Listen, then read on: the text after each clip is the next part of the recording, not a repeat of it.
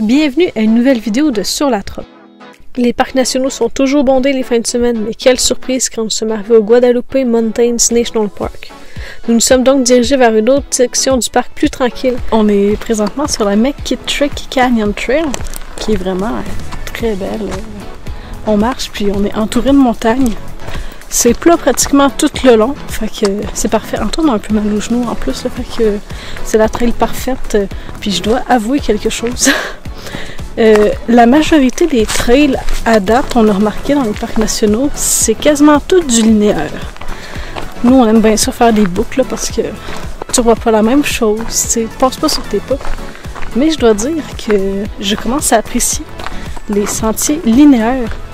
Parce que quand tu t'en viens, tu vois certaines montagnes, puis quand tu repars, tu vois l'autre côté de l'autre montagne. Fait qu'en tout cas, bref, on a une autre perspective avec une autre vue. C'est pas aussi ennuyant que je pensais que ça pourrait être. Ce canyon est un excellent mélange de la diversité et de la nature. Que ce soit des arbres venant de l'est ou de l'ouest, du gazon des plaines ou encore des cactus et succulents. N'oublions pas de mentionner les animaux du désert et des montagnes qui y vivent en cohabitation.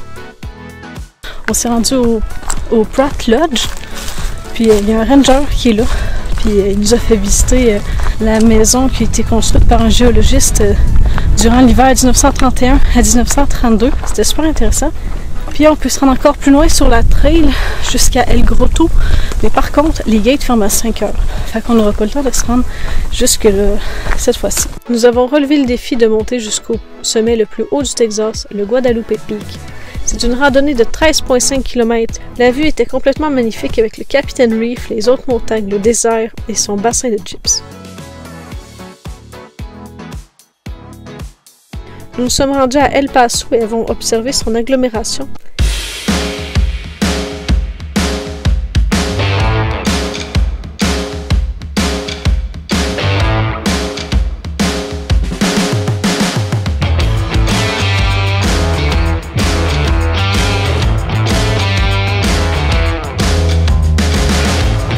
On vient tout juste d'arriver au White Sands National Park.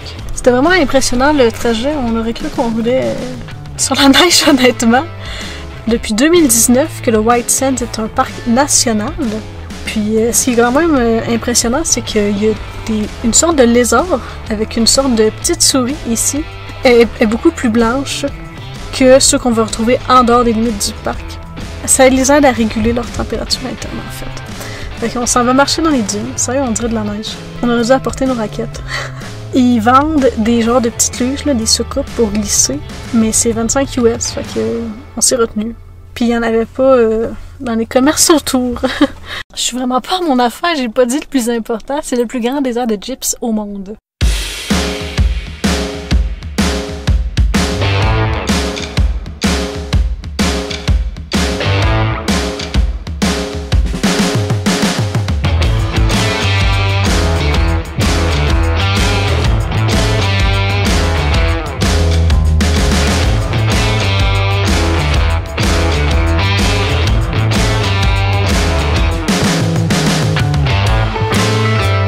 C'est en 1945 que la première bombe nucléaire a été testée, site, soit à 100 000 au nord du parc de White Sands.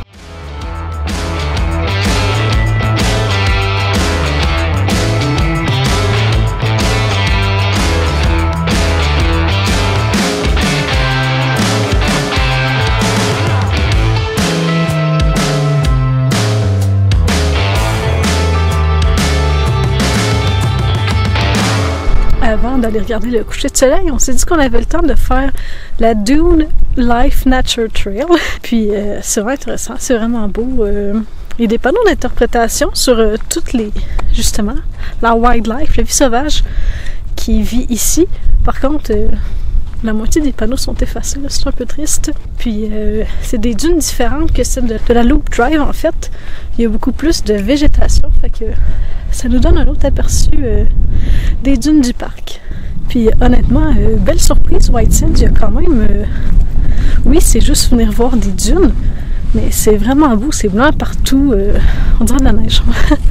Bref, Moi, j'ai vraiment apprécié. C'est sûr que c'est pas l'endroit où il y a le plus de randonnée ou quoi que ce soit, mais c'est vraiment un endroit unique. Un fait intéressant qu'on a appris sur le trajet, c'est qu'il y a une sorte de souris qui habite ici, mais elle boit jamais d'eau. La seule eau qu'elle va comme boire, mais indirectement, c'est par la nourriture qu'elle va manger.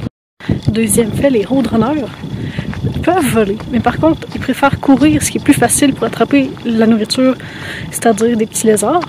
Puis ils dorment toujours au même endroit, dans le même arbre, la même branche, toute leur vie. On vient d'arriver à notre spot pour dormir. La journée de White Sands est déjà finie. C'était vraiment... c'était incroyable comme journée. On a vraiment beau coucher de soleil sur un lac. On se revoit dans une prochaine vidéo. À bientôt!